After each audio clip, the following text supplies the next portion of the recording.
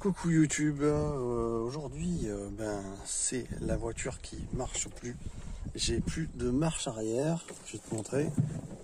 Et démarrer un coup, tu vas voir. Donc c'est emmerdant une bagnole qui a pas de marche arrière, tu vois. Là c'est fini, ça passe plus. Terminé. Il n'y a rien à faire, c'est un peu le défaut de ces Chrysler Voyager. Elles ont ou la première ou la troisième, la marche arrière aussi ça arrive. C'est con parce que c'est une bagnole qui a que 230 000, alors que 230 000 c'est pas énorme non plus pour un 2,5 litres comme ça qui tourne bien parce que c'est des super moulins. Mais du coup voilà, donc je suis en recherche d'une petite bagnole. Je pense que la Chrysler elle va finir en... Je vais gérer un petit peu son espace et m'en servir comme abri de jardin finalement. Parce que quand je laisse tous mes outils dans le poulailler ou tondeuse ou tout ça, tu vois, cette année la tondeuse a été morte parce qu'il y a des souris qui avaient rongé la courroie.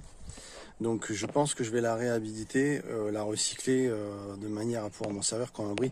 Et ce qu'il y a de bien, c'est que une bagnole c'est sur roue, on peut rien dire. Alors qu'un abri aujourd'hui c'est soumis à des législations, c'est contraignant, il y a même des impôts qui viennent, du moins dans les villas, mais bon voilà, c'est emmerdant, tu mets un abri dans un endroit qui est non constructible, ça peut être emmerdant, puisque dans des villas déjà, comme je te dis, maintenant, je crois qu'ils font payer, je sais plus, 1000 euros, marque-le si tu connais, 1000 euros par mètre carré ou je sais plus quoi, enfin ça devient n'importe quoi.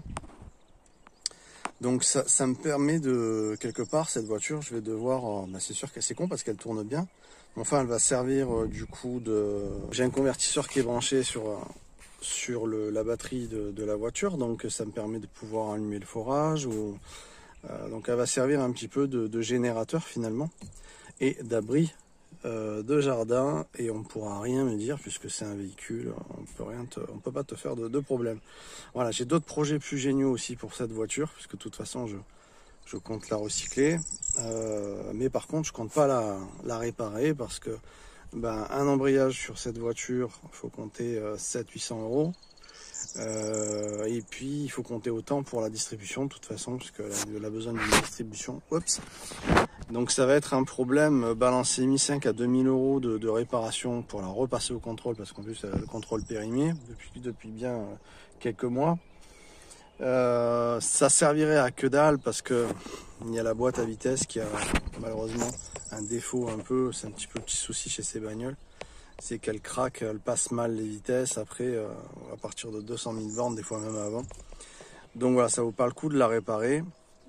Donc voilà, j'envisage de trouver une petite voiture pour me déplacer, parce qu'il y a des endroits où je peux pas aller en camping-car. Par exemple, quand je vais voir mes parents, c'est juste inaccessible en camping-car, c'est hyper compliqué.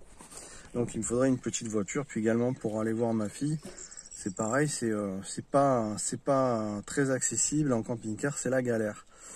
Donc il me faudrait ça, une petite bagnole. Donc si tu connais ou si toi tu as une petite voiture pas trop chère, alors bien sûr je cherche un truc en petit moyen, hein, vraiment des tout petits prix, mais qui quand même en règle, qui a quand même un petit contrôle technique de préférence. Voilà, donc si tu connais une voiture, quelque chose qui est un peu sympa, qui tient bien la route, qui a quand même un minimum été entretenu, et qui a son contrôle technique, et voilà, que je peux me déplacer dans d'autres départements pour aller voir ma famille, et notamment mon papa qui est dans les Bouches-du-Rhône. Voilà, bon, il va me falloir quelque chose qui tient la route, qui chauffe pas, qui puisse rouler. Voilà.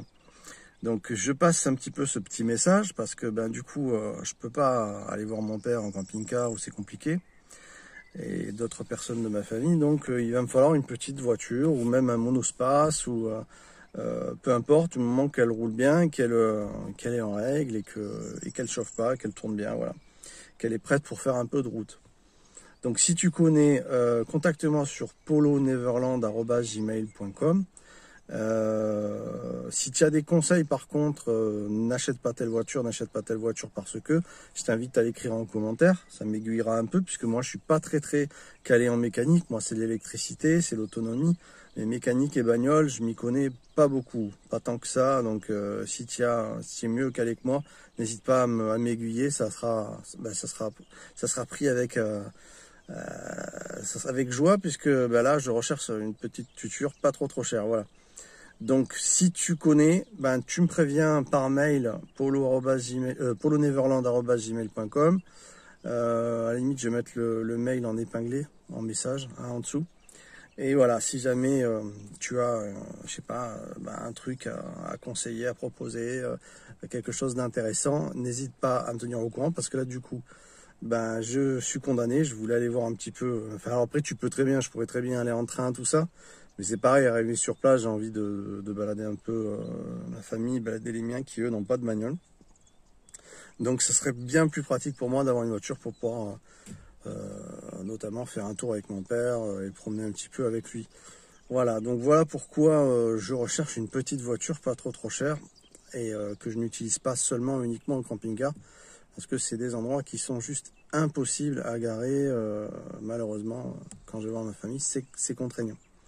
Donc voilà, si tu connais, tu me contactes et ça sera sympa, parce que là, du coup, la Chrysler, c'est terminé. Elle va servir d'entrepôt, d'abri, et ça sera pas plus mal. Donc j'ai beaucoup de choses à faire, parce que je vais la modifier, du coup. Je vais la modifier de manière à ce que je puisse m'en servir dans tout son espace. C'est quand même une Voyager, grand Voyager. Elle est très longue et très grande. Donc ça vaut le coup que je m'en sers de tout son espace de petit van calé, quoi.